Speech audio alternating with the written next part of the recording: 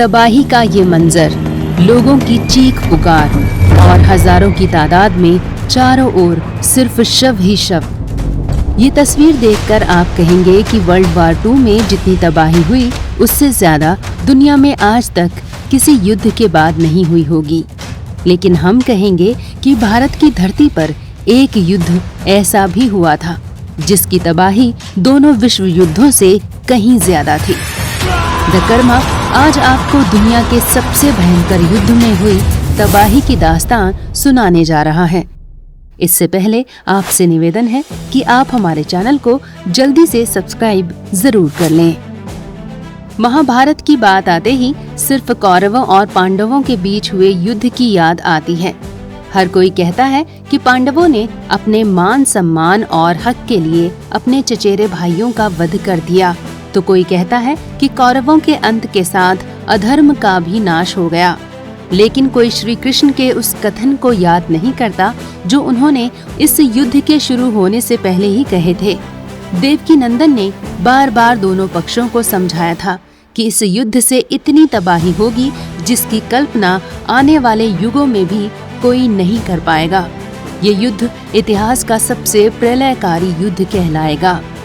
श्री कृष्ण के उन वचनों पर ना तो उस वक्त किसी ने गौर किया, ना ही वर्ल्ड वॉर के वक्त किसी ने गौर किया। अगर हम द्वापर युग में हुए कौरव पांडव युद्ध से मची तबाही की बात करें तो इसका सबूत हमें महाभारत ग्रंथ के स्त्री पर्व के 26वें अध्याय में मिलता है।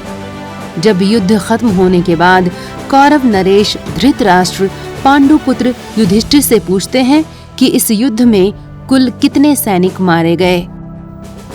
दशायुतानामयुतं सहस्राणि च विंशतिः कोट्यः षष्टिश्च षट्चैव रास्मिन् राजन् मृधे हताः।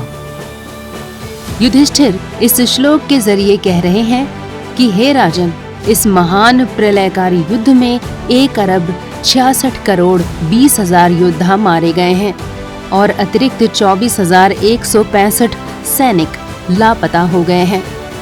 गौर करें, कलयुग में हुए पहले विश्व युद्ध में करीब 3 करोड़ लोग मारे गए थे, जबकि दूसरे विश्व युद्ध में करीब 8 करोड़ लोगों के मारे जाने के आंकड़े सामने आए थे।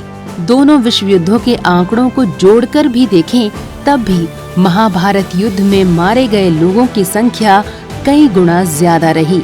यहाँ एक बात और ध्यान देने वाली है कि द्वापर युग में इतनी जनसंख्या भी नहीं थी जितनी कलयुग में मचे विश्व युद्ध के दौरान थी। फिर भी उससे कहीं ज्यादा तबाही महाभारत युद्ध में हुई। उस वक्त कई वंश, कई साम्राज्य पूरी तरह खत्म हो गए थे। सिर्फ इतिहास ही नहीं बल्कि संपूर्ण ब्रह्मांड में मची भयानक तबाही का इससे बदतर मंजर कभी नहीं देखा गया।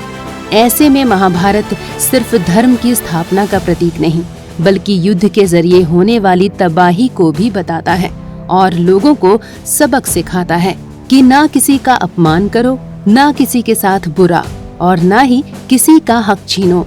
अगर आपको द कर्मा की ये पेशकश पसंद आई हो तो इसे लाइक व शेयर जरूर करें। धन्यवाद।